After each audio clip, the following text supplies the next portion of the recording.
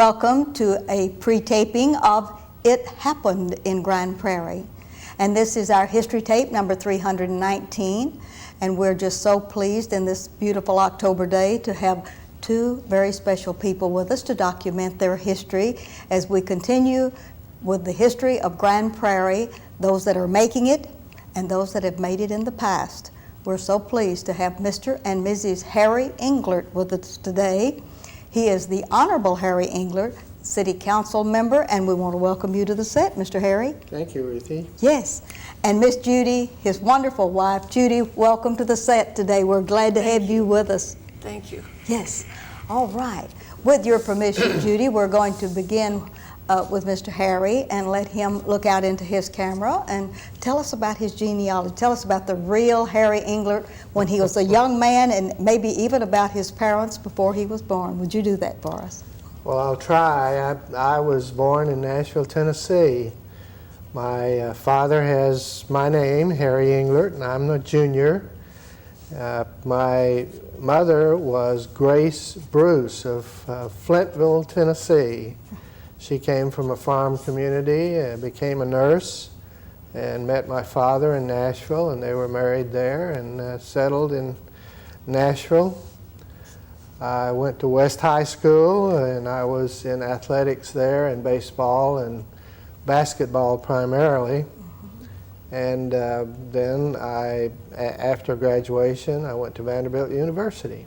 All right, now let's get back to your family. Did you have brothers or sisters, and would you like to name them for this tape? Yes, I had an older sister, Clara Bruce, who unfortunately had breast cancer and eventually died of it at age 40. I have an older brother, Richard, who now lives in Tennessee, and I have a younger brother, Walter, who lives in the Los Angeles area. You have them scattered abroad, don't you? Right. All right. And in being born in Nashville, oh, that's such a famous place in Tennessee. Where did you go to elementary school? Well, John Ransom Elementary School. All right. And then after that, I had my junior high and high school all at the same place. At that time, it was called West End High School, and it is now just a middle school. A middle school, all right. As a young man in elementary school, beginning school, did you have favorite teachers or favorite subjects at the elementary level? Someone that set you on the course to really want to be successful, or someone that was a mentor for you in elementary? Well, my first grade teacher was Miss Winfred. Mm-hmm. And I remember she was white-haired and very cordial and careful with all the students. And then I don't remember, I had a Miss Thompson somewhere along the line there. Mm-hmm. But I really didn't pay too much attention in my elementary school years. All right, on to then to the middle school where those were combined into one school. Was there someone really special that meant a lot to you, that became a real good friend, a mentor?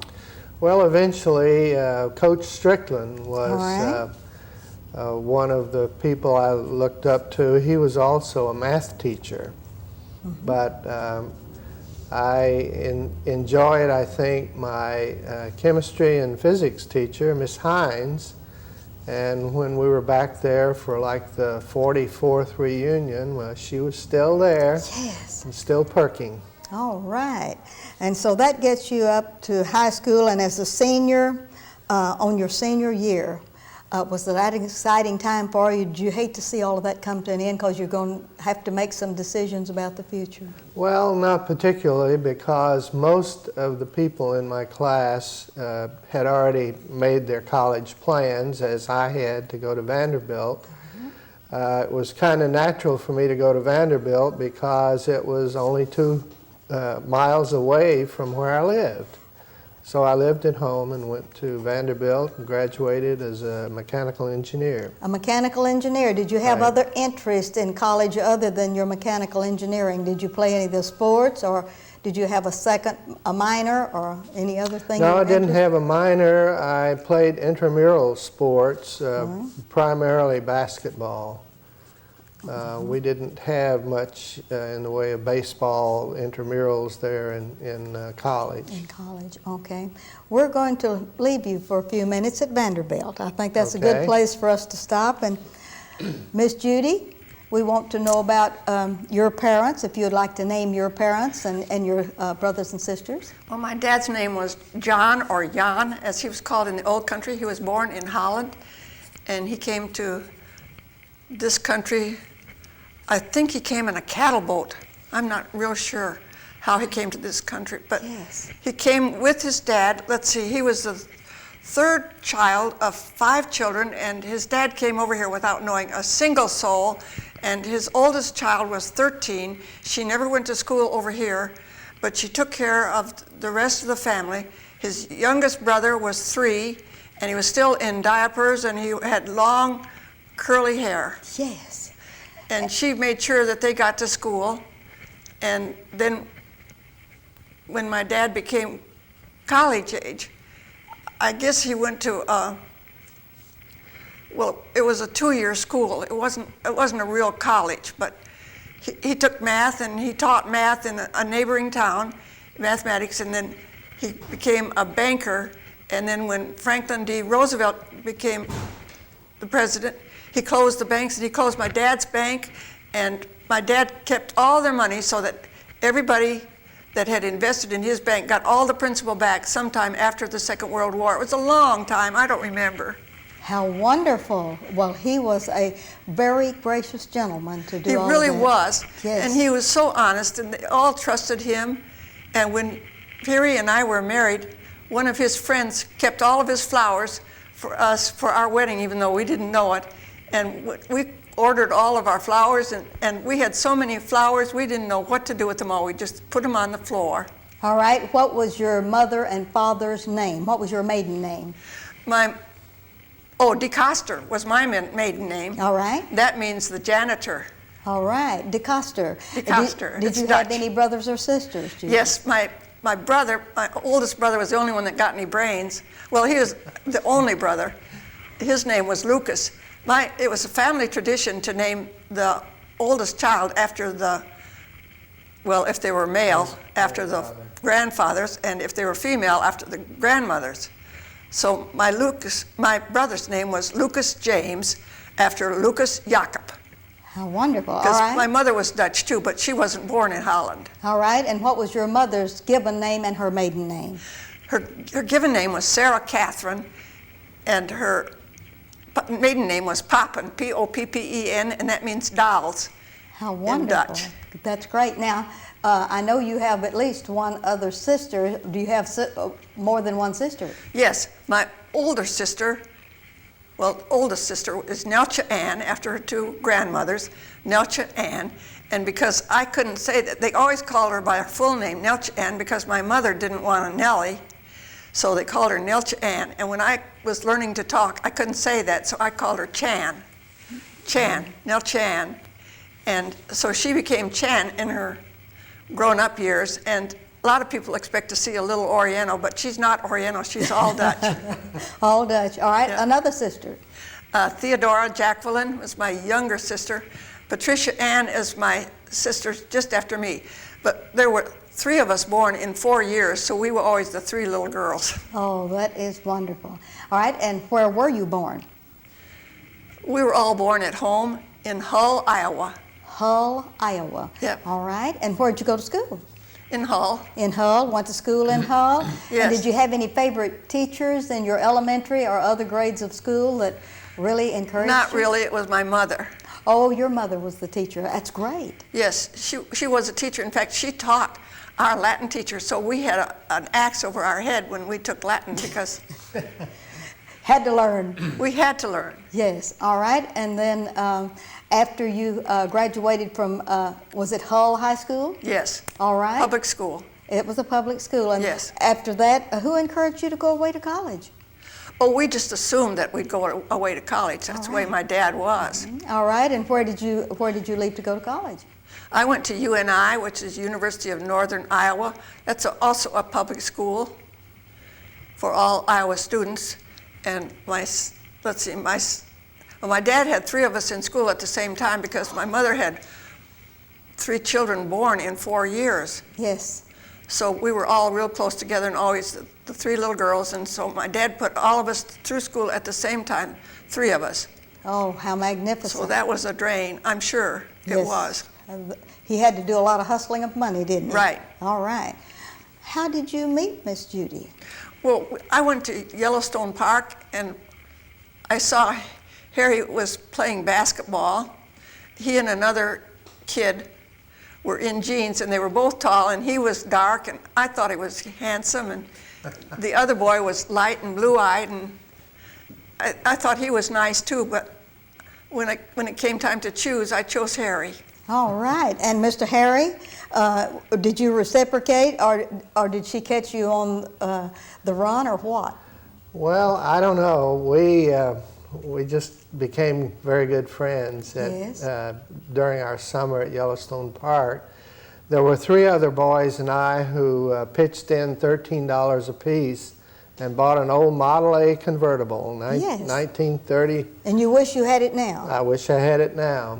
But we drove around the park on our day off, and Judy had the same day off as I did, so there were 2 or 3 others, and Judy got to ride in the rumble seat.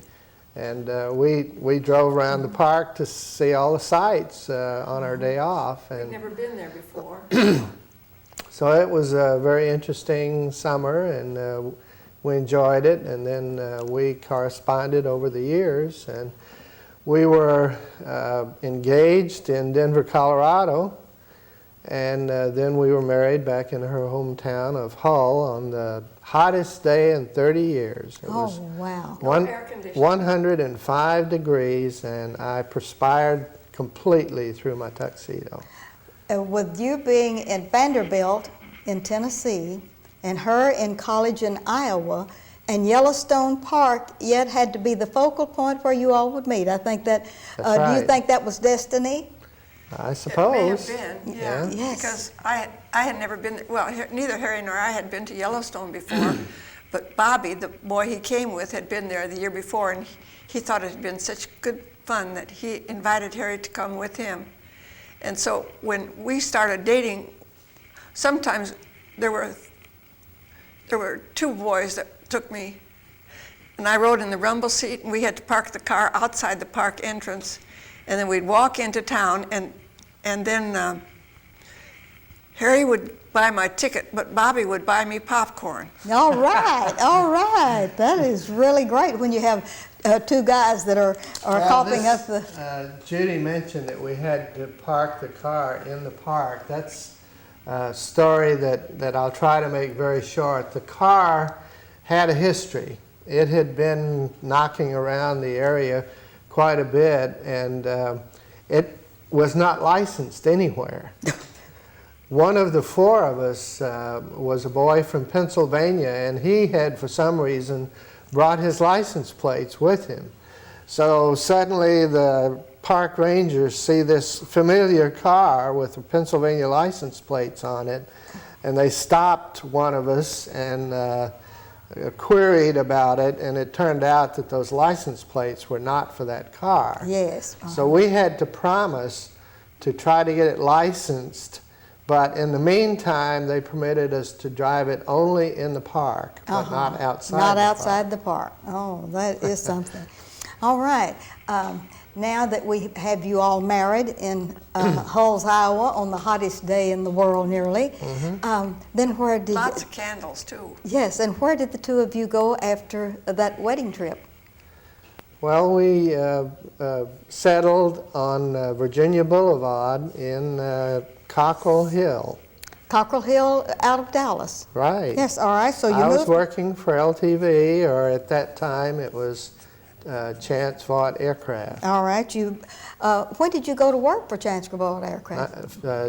July 1st, 1952. Okay. And did you start out here at the factory on Jefferson Street? Yes, I did. All right. I was a young engineer, and I worked at first in the equipment area, and then later in the fuselage design area, and I actually designed a number of things in the old F-8U Crusader. Okay, and that is a wonderful old, now it is a historic thing, isn't it? Right. Yes, all right. And while you were doing all of this stuff at Chance Vaught, what was Miss Judy doing? I was reading books and writing letters to my parents, and pretty soon the babies started to come, and that was the end of that. All right, and tell us about the babies. You going to name them for me? We have 3 children, and my oldest daughter, keeping up family tradition, was Do we named want to for hold my- up while we're doing this of the 3 children? Oh, okay. Why don't we do that? And maybe Amanda can catch us as you could point to them as she helps name them. Okay. Our oldest daughter is named Sarah Ellen, after my mother, Sarah Catherine. All right. And Harry has a grandmother named Sarah Ellen, so we just decided to make the whole thing That's Sarah great. Ellen. That's wonderful. A wonderful heritage for her. This one's Sarah. All right. And then the second one was supposed to be named Nelcha Ann, but Harry didn't like that Nelcha business. He thought that was too weird. So we just made it Ruth Ann. All right. And then John came along, and we didn't know what to name John, and we debated, and finally named him John Harry, after our 2 fathers. My father's name was John, and Harry's father's name was Harry, because he was a junior. Yes. So it's John Harry, and he just got married this summer. Yes. And I think we do have a picture. There was a picture in the Grand Prairie News, I believe, Sunday, and you all got to go to this wonderful wedding up in the east in Connecticut? In Boston. In Boston. Right. In the Boston. suburb Boston of area. Boston. Oh, that is Right. great. That's wonderful.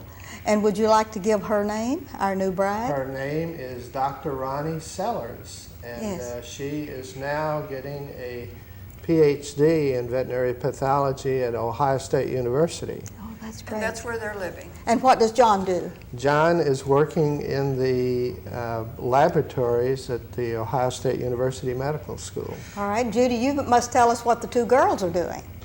Well, let's see. John is trying to work with DNH, so don't even ask me. I don't understand DNA at all. Yes, welcome to the club. 2 girls. Let's see. Sarah Ellen is now the mother of 2 children. They're both adopted, and one of them was, well, her name is Katie, All right. and she was the flower girl at John's wedding. There She they was so are. cute. All right, would you name both of the granddaughters? Well, the second one is Jade Marie, but nobody likes that name, so they call her JJ. Great. Oh, that's wonderful. That's the young one. That's and the young one. And she has lots of curly hair, and everybody just thinks she's a doll. Yes. The older one is Katie. Katie, and Katie, I just Miss love her Katie. to death. Yes. All right. And your other daughter? Ruth Ann is divorced now. Her wedding wasn't right from the very beginning. I mean, her wedding was beautiful, but the man wasn't right for her. They didn't have enough in common, Okay. and it didn't last very long. Well, what is she doing for a living now? What is Oh, her- she is a programmer, a specialist, program specialist for, it's a medical company in Hartford, Connecticut. Oh, that is- Insurance. And you have 2 of your children living in the Northeast and 1 staying in the Grand Prairie area. No? No, Well, she isn't? one is in Ohio, really. Well, Sarah and our 2 grandchildren in Lafayette, Louisiana. In Louisiana. Right. All right. Oh, well, that's not far away. No, and it's closer than it was, so that makes it better. Because when Sarah Ellen got the news about her first baby, which is our oldest granddaughter, she was living in Louisiana, and she only had dogs. And so they called her from Cincinnati, Ohio. and said, "We have a little girl for you if you want it, but you have to make up your mind in 3 days if you want it or not." And her husband was already working in Canada, so she put the dogs in a kennel and found a lawyer and did all those things by herself and got this baby. got that and baby. she called me on Valentine's Day, and she never did. And I heard Harry say, and I thought it was Ruth Ann, I heard him say, well, she's coming in the front door now. Would you like to talk with her? And so I got on the phone, and it was Sarah Ellen, and she said, Mother, are you ready to be a grandmother? And all I could think of to say was, oh, wow. And so she's been my Valentine, my best Valentine ever since then, my little Katie. That's wonderful. All right, Mr. Engler, after LTV, where? Well, I spent 35 years at LTV, retired from there. 35. Then we went on a retirement trip to Charleston, South Carolina, which was the last of the 50 states that I had to visit. So we finished that off, and 9 days after I retired at LTV, I ended up at General Dynamics Fort Worth, and ended up working there for 6.5 years, and took a special retirement package over there, so I finally passed retirement. All right, but now you were an engineer at LTV, Right, Transvaal. right. When you went over to General Dynamics, what was your assignment? Well, by the time I retired at LTV, I was doing strategic planning for the manufacturing operation, essentially computerizing the factory. Uh-huh. And I did the strategic plans for LTV at the time, and they created a job for me doing the same thing at General Dynamics. All right. So I was helping to computerize and modernize the factory at General Dynamics.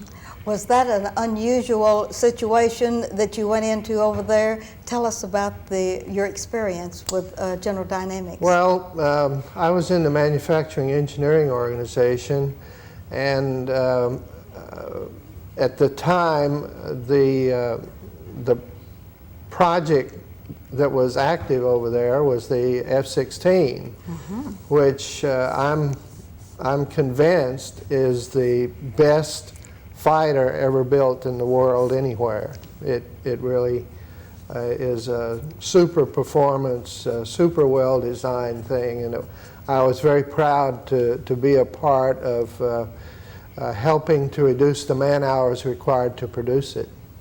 All right, now we had you at General Dynamics. We've left you over in Cockrell Hill.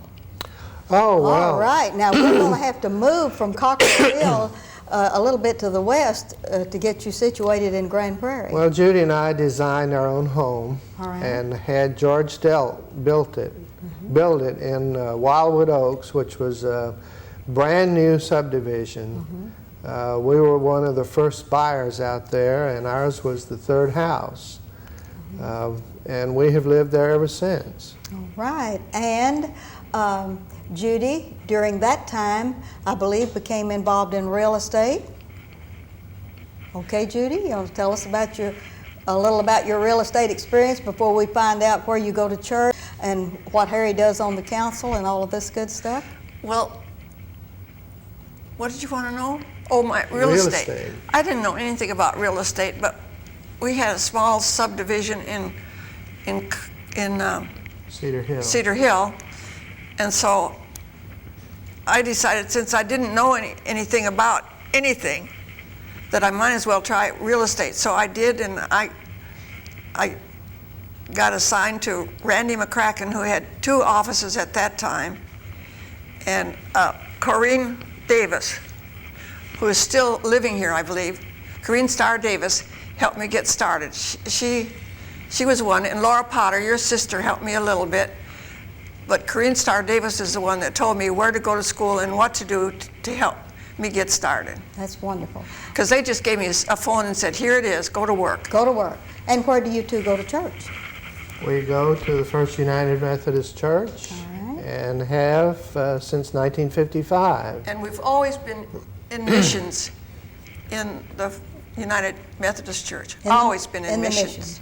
All right, and Mr. Engler, you're a politician of 2 different ages, I believe, in Grand Prairie. Tell us about your first stint on the council Well, in the mid-50s, I served 2 years on the council and enjoyed that and tried to go for another time, and I was defeated by just a few votes. Yes.